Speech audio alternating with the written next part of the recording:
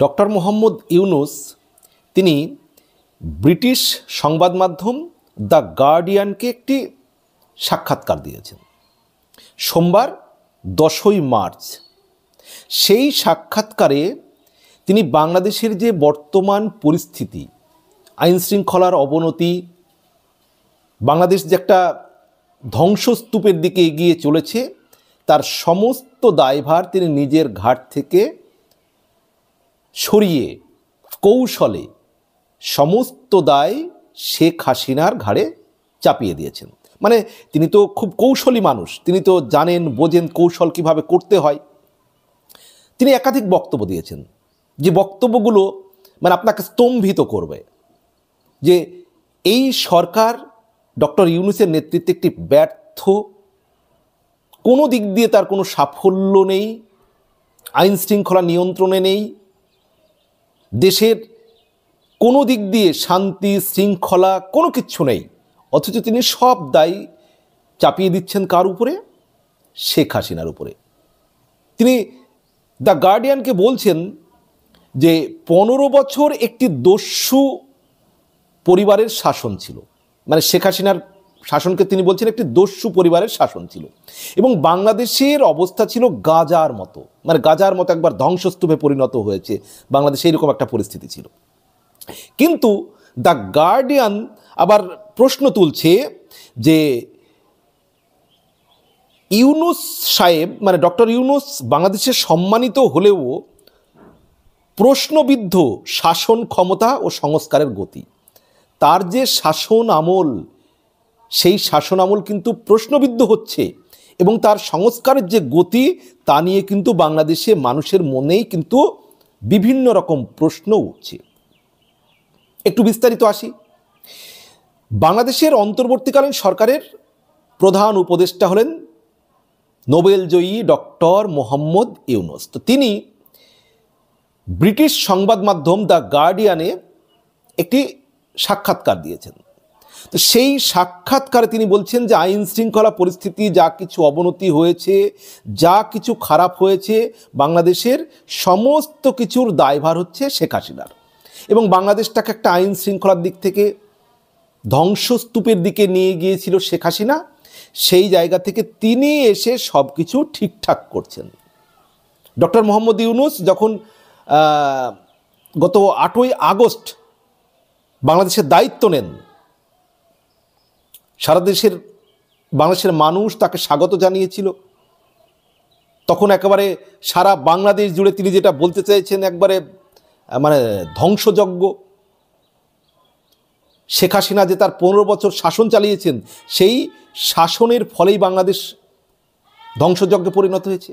কিন্তু এখানে প্রশ্ন হলো যে বাংলাদেশের মানুষ কি বলছে? যারা এই ভিডিওতে দেখছেন, বাংলাদেশের মানুষ কি বলছেন? তারা তো এখন বলতে শুরু করেছেন যে তারা আগে ভালো ছিলেন, শেখ হাসিনার আমলে আইন ছিল, শৃঙ্খলা ছিল, তারা দুবেলা তিনবেলা খেতে পেয়েছেন। কিন্তু এখন বাংলাদেশের যে পরিস্থিতি, তারা দুবেলা পেট পুরে খেতে পাচ্ছে না, আইন নেই, শৃঙ্খলা নেই, সারা বাংলাদেশ জুড়ে সীমাহীনভাবে ধর্ষণ বেড়ে গিয়েছে, মা বোনদের কোনো নিরাপত্তা নেই। অথচ এই যে নোবেলজয়ী ডক্টর মোহাম্মদ ইউনূস 84 বছর বয়সে বসে বসে, ক্ষমতার চেয়ারে বসে বসে তিনি একের পর এক মিথ্যা কথা বলে চলেছেন, একের পর এক মিথ্যা কৌশল, মানে সুদের ব্যবসা করে করে সারা বিশ্ব জুড়ে যে কৌশল অবলম্বন তিনি করেছেন, এখনও সেই কৌশল তিনি অবলম্বন করছেন। এবং এই কথাগুলো বাংলাদেশের যদি কোনো মিডিয়াতে বলেন, উনি বাংলাদেশের মানুষ তো বুঝে গিয়েছেন, চিনে গিয়েছেন উনি কি, মানে ওনার ক্ষমতা কি, ওনার যোগ্যতা কি, ওনার দক্ষতা কি। তো বাংলাদেশি মিডিয়াতে বললে তো খাবে না, তাই তিনি বেশি বেশি করে বিদেশি মিডিয়াতে কথা বলছেন। তাই তো তিনি ব্রিটিশ সংবাদ মাধ্যম দ্য গার্ডিয়ানকে এই কথাগুলো বলেছেন যে না, তার আমলে বাংলাদেশ খুব সুন্দর জায়গায় চলে এসছে, যা কিছু অপকর্ম হয়েছে, যা কিছু খারাপ হয়েছে, সব কিছু শেখ হাসিনার আমলে হয়েছে। এবং শেখ হাসিনার পতনের পর আবার একই সেই কথা বলছেন তিনি, যে ছাত্ররা তাকে ডেকেছে, তিনি কিছুই জানতেন না। আসলে তো তা নয়, আসলে তা নয়। তিনি মেটিকুলাস প্ল্যান করে যে বাংলাদেশের এই পরিস্থিতি ঘটিয়েছেন সেটা তো আজকে সামনে চলে এসছে। কারণ জাতিসংঘের মানবাধিকার কমিশনের চেয়ারম্যান ভলকার তুর্ক তিনি সম্প্রতি একটি সাক্ষাৎকারে বলেছেন যে তিনি কিভাবে ফোন করে বাংলাদেশের সেনাবাহিনীকে ছাত্র আন্দোলনের সময়, বৈষম্যবিরোধী ছাত্র আন্দোলন যখন চলছিল জুলাই আগস্ট মাসে, তিনি ফোন করে সেনাবাহিনীকে বলেছেন যে সেনাবাহিনী যদি এই আন্দোলন দমন করতে অংশগ্রহণ করে তাহলে তাদের রাষ্ট্রসংঘের যে শান্তি মিশন, সেই শান্তি মিশনে বাংলাদেশের সেনাবাহিনীকে আর রাখা হবে না। এবং এই ভলকার তুর্ককে ডক্টর ইউনূস ক্ষমতায় বসার পর তিনি বাংলাদেশে ডেকেছিলেন যে একটা রিপোর্ট করুন, প্রতিবেদন করুন। তাহলে বুঝতে পারছেন তার সঙ্গে কেমন যোগাযোগ। এই ডক্টর ইউনূসই ভলকার তুর্ককে বলে বাংলাদেশের সেনাবাহিনীকে জুলাই আগস্ট আন্দোলনের সময় বিরত থাকতে বলেছিলেন। তিনি কিছুই জানেন না তা নয়, কৌশলে সব কিছু করেছেন উনি, মেটিকুলাস প্ল্যান করে। এবং যে $29 মিলিয়ন জো বাইডেন প্রশাসন থাকাকালীন আমেরিকা বাংলাদেশের জন্য যে খরচ করেছে, সেই $29 মিলিয়ন সেটা মানে ডক্টর ইউনূসের তত্ত্বাবধানে বাংলাদেশে এসে পৌঁছেছে। বিভিন্ন ইউটিউবার, বিভিন্ন ফেসবুকার, বুদ্ধিজীবী, সাংবাদিক, বিভিন্ন রাজনৈতিক সংগঠন আন্দোলন করার জন্য তাদেরকে দেয়া হয়েছে। শেখ হাসিনার বিরুদ্ধে প্রোপাগান্ডা, মিথ্যা খবর পরিবেশন করার জন্য দেয়া হয়েছে। এবং সমস্ত কিছু এই ডক্টর ইউনূসের তত্ত্বাবধানে হয়েছে। ইনি এমন করে কথা বলেন যিনি তিনি ভাজা মাছটা উল্টে খেতে জানেন না। আসলে তা নয়। ইনি 84 বছর বয়সে কতটা ক্ষমতালোভী তার একটা প্রমাণ দেখবেন। এই যে আজকে যিনি ওনারই সরকারের, অন্তর্বর্তীকালীন সরকারের আইন উপদেষ্টা ডক্টর আসিফ নজরুল, তার একটা পোস্ট দেখবেন। পোস্টটা আমার এই মুহূর্তে এক্স্যাক্ট খেয়াল পড়ছে না, 2022 সালের কি 2019 সালের। তো উনি লিখছেন যে এত বৃদ্ধ বয়সেও ক্ষমতার এত লোভ। ডক্টর ইউনূসকে উপলক্ষ করে আসিফ নজরুল পোস্ট করেছিলেন, দেখে নেবেন। 2019 সালে কি 2022 সালে একটি পোস্ট করেছিলেন। তো আসিফ নজরুল সাহেব আজকে সেই কথা মানেন তো, যে ডক্টর ইউনূসের সীমাহীন ক্ষমতার লোভ। আর এটা তো বাংলাদেশের মানুষের কাছে আজকে পরিষ্কার হয়ে গিয়েছে। ডক্টর ইউনূস দ্য গার্ডিয়ানকে বলছেন যে শেখ হাসিনা যে ক্ষতি করেছেন তা বিশাল।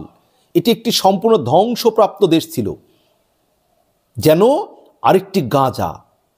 তাহলে বুঝতে পারছেন, আরেকটি গাঁজা, মানে গাঁজার মতো ধ্বংস। তবে এখানে ভবন নয়, পুরো প্রতিষ্ঠান, নীতি, মানুষ এবং আন্তর্জাতিক সম্পর্ক ধ্বংস করা হয়েছে। মানে কথার জালে কেমন করে মানুষকে ভুল বোঝাচ্ছেন যে সমস্ত প্রতিষ্ঠান ধ্বংস হয়ে গিয়েছিল, নীতি, মানুষ, আন্তর্জাতিক সম্পর্ক সব ধ্বংস করে ফেলেছিল। এবং শেখ হাসিনার শাসনামল জুড়ে নির্যাতন, সহিংসতা, দুর্নীতির অভিযোগ ছিল। আচ্ছা, আপনার শাসনামলে কি হচ্ছে? এই যে বৈষম্যবিরোধী ছাত্র আন্দোলনের নামে লুটপাট, ডাকাতি, সারা বাংলাদেশ জুড়ে আজকে যে চুরি ডাকাতি চলছে, শেখ হাসিনা আমলে এত আইন শৃঙ্খলা অবনতি ছিল? বাংলাদেশের মানুষ কি মনে করেন জানাবেন তো স্যার, ম্যাডাম, ভাই, বোন, বন্ধু। ডক্টর ইউনূস আপনার চালাকি বাংলাদেশের মানুষ কিন্তু বুঝে ফেলেছে। আজকে এই যে ছাত্ররা রাজনৈতিক দল তৈরি করলো, এত খরচ করছে, কোটি কোটি টাকা কোথায় পাচ্ছে ডক্টর ইউনূস সাহেব? আপনি বা আমেরিকা থেকে টাকা নিয়ে এসে সেই টাকা দিয়ে ছাত্রদের দিয়ে আন্দোলন করে একটি সরকারকে ফেললেন। আবার কৌশল করে মানবাধিকারের মানে রাষ্ট্রসংঘের মানবাধিকার চেয়ারম্যান ভলকার তুর্ককে দিয়ে সেনাবাহিনীকে বিরত রেখেছিলেন আন্দোলনের সময়, যেন তারা শেখ হাসিনার পক্ষে না থাকে। কৌশল করে একটা দেশকে আপনি ধ্বংসের মুখে নিয়ে গিয়েছেন। আর আপনি ভাজা মাছটি উল্টে খেতে জানেন না, সব দায় শেখ হাসিনার। অথচ বাংলাদেশের মানুষ তো বলছে যে শেখ হাসিনার আমলে তারা ভালো ছিল, সুন্দর ছিল, দেশের আইন শৃঙ্খলা ছিল। এবং শেখ হাসিনা যে শক্ত হাতে একটা দেশকে সুন্দর জায়গায় নিয়ে এসেছিলেন, সেটা বাংলাদেশের মানুষ আজকে বুঝতে পারছে।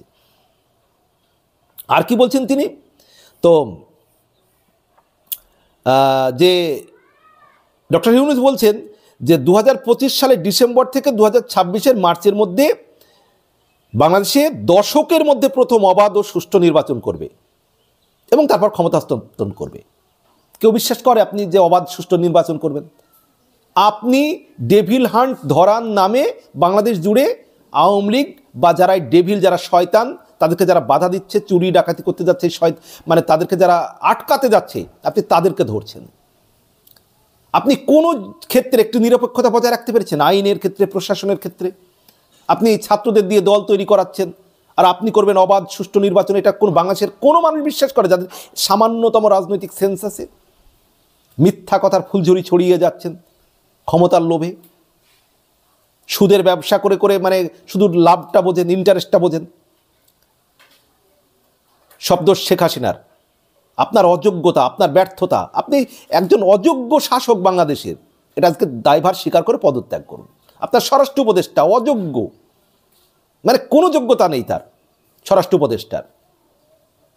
যত তাড়াতাড়ি আপনারা পদত্যাগ করে অন্য একটি সরকারের হাতে, মানে তত্ত্বাবধায়ক সরকার বা একটি নির্বাচিত সরকারের হাতে আপনারা ক্ষমতা হস্তান্তর করবেন, ততই বাংলাদেশের মঙ্গল।